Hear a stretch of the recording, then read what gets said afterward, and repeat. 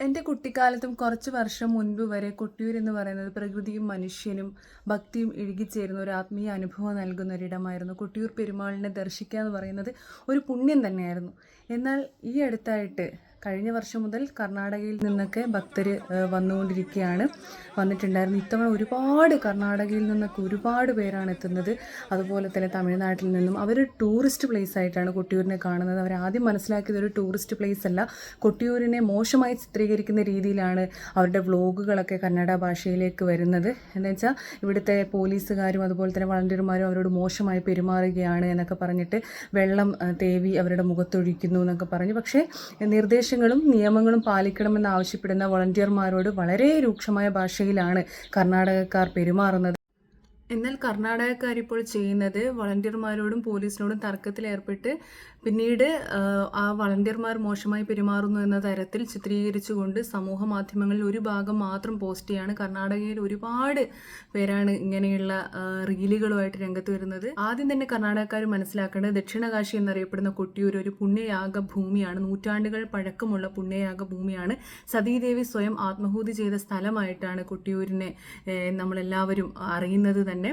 പിന്നെ കുറേ കന്നഡക്കാർ പറയുന്നത് കേട്ടോ, ഇവിടെ ഫെസിലിറ്റി ഇല്ലെന്ന്. എന്ത് ഫെസിലിറ്റിയാണ് ഇവിടെ വേണ്ടത്? താൽക്കാലികമായിട്ടുള്ള പർണശാലകൾ കിട്ടുന്നതാണ് ഇവിടുത്തെ ഫെസിലിറ്റി എന്ന് പറയുന്നത്. അതാണിത് പ്രകൃതിയും ദൈവവും ഇഴുകിച്ചേരുന്ന ഇടമാണെന്ന് പറയുന്നത്. സത്യം പറഞ്ഞാൽ ബാവലിപ്പുഴയിലെ വെള്ളാരം കല്ലുകൊണ്ട് നിർമ്മിച്ച മണിത്തറയിലാണ് സ്വയംഭൂവായ ശിവലിംഗം പ്രതിഷ്ഠിക്കുന്നത് തന്നെ. അങ്ങനെയാണ് പൂജ നടത്തുന്നത് തന്നെ. അത്രയും ഒരു പ്രകൃതിയുമായി ഇഴുകിച്ചേർന്നിട്ടുള്ള ഒരു അമ്പലമാണിത്. കൊട്ടിയൂരിൻ്റെ ഐതിഹ്യവും ചരിത്രവും അവിടെ എത്രത്തോളം പ്രാധാന്യമുണ്ട് എന്നൊക്കെ ഉള്ളത് ശരിക്കും നമ്മുടെ ടൂർ ഓപ്പറേറ്റർമാരൊക്കെ കന്നഡക്കാരെ പറഞ്ഞ് മനസ്സിലാക്കിപ്പിക്കണം, കന്നഡ ഭാഷയിൽ തന്നെ മനസ്സിലാക്കിപ്പിക്കണം.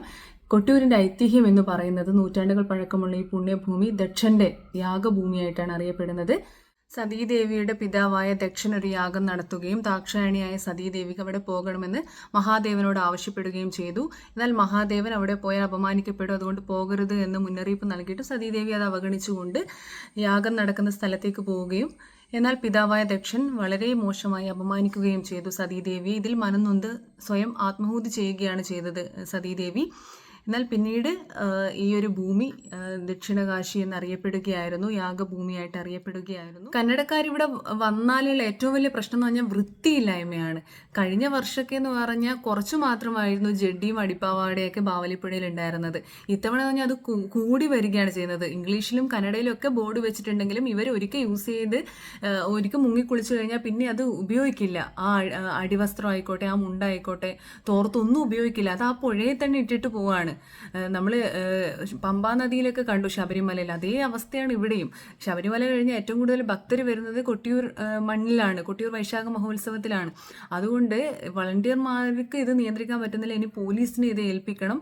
ഇത് വൃത്തിഹീനമായിട്ട് ഇങ്ങനെ ഇടാൻ പറ്റില്ല. കാരണം നമ്മൾ ഒരു കാലത്ത് നമ്മൾ പറയും നമ്മുടെ കൊട്ടിയൂർ ഇങ്ങനെ ആയിരുന്നില്ല, നമ്മുടെ കൊട്ടിയൂർ ഇങ്ങനെയല്ല എന്ന് പിന്നീട് ഒരിക്കൽ നമുക്ക് പറയാനിട വരരുത്. ഇപ്പോഴേ നമ്മളത് ശ്രദ്ധിക്കണം. മാത്രമല്ല നമുക്ക് നാളെ കൊല്ലൂർ മൂകാംബിക ക്ഷേത്രത്തിലും അതുപോലെ തന്നെ തിരുപ്പതിയും പളനിയും മധുര മീനാക്ഷി ക്ഷേത്രം ഇവിടെയൊക്കെ ദർശനം നടത്തേണ്ടതാണ്. അപ്പോൾ മലയാളികളെല്ലാം ഇവരോട് മോശമായിട്ടാണ്, അന്യസംസ്ഥാനക്കാരോട് മോശമായിട്ടാണ് പെരുമാറുന്നത് എന്നുള്ളൊരു പ്രതീതി, അങ്ങനെയുള്ളൊരു മോശം ഇമേജ് സോഷ്യൽ മീഡിയയിലൂടെ പരന്നാൽ കേരളീയരായ നമ്മളും നാളെ മറ്റൊരു ക്ഷേത്രത്തിൽ പോകുമ്പോൾ അവർ നമ്മളെയും ചിലപ്പം നമ്മളോട് മോശമായ രീതിയിൽ പെരുമാറും. അതുകൊണ്ട് സൗഹൃദപരമായി മുന്നോട്ട് പോകുക. നിങ്ങൾ ദയവേത് വൃത്തിയോടുകൂടി പെരുമാറുക. ഭയങ്കര ശാന്തമായിരുന്ന സ്ഥലത്ത് ഇപ്പോൾ ഒച്ചപ്പാടും ബഹളവുമാണ്.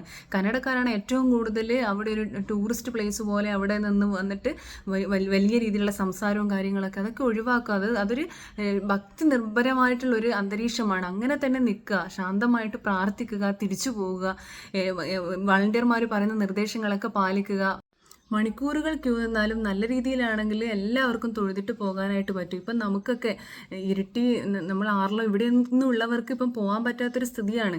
കാരണം എന്ന് പറഞ്ഞാൽ ഇപ്പം വയസ്സായ ആൾക്കാരും കുട്ടികളെയൊന്നും കൊണ്ട് പോകാൻ പറ്റില്ല, അത്രയും തിരക്കാണ്. എന്താണ് ഇനി സംഭവിക്കാന്ന് അറിയില്ല കൊട്ടിയൂരിന്. ദയവേത് ഇപ്പം ബാവലിപ്പുഴയ്ക്ക് പകരം, ബാവലിപ്പുഴയുടെ തിരകൾക്ക് പകരം ഇപ്പം ഷഡ്ഡിപ്പുഴയൊക്കെയാണ് ഒഴുകിക്കൊണ്ടിരിക്കുന്നത്. ഇനി അതൊക്കെ ഒന്ന് മാറ്റുക, നല്ല രീതിയിൽ വൃത്തിയോടുകൂടി പോവുക.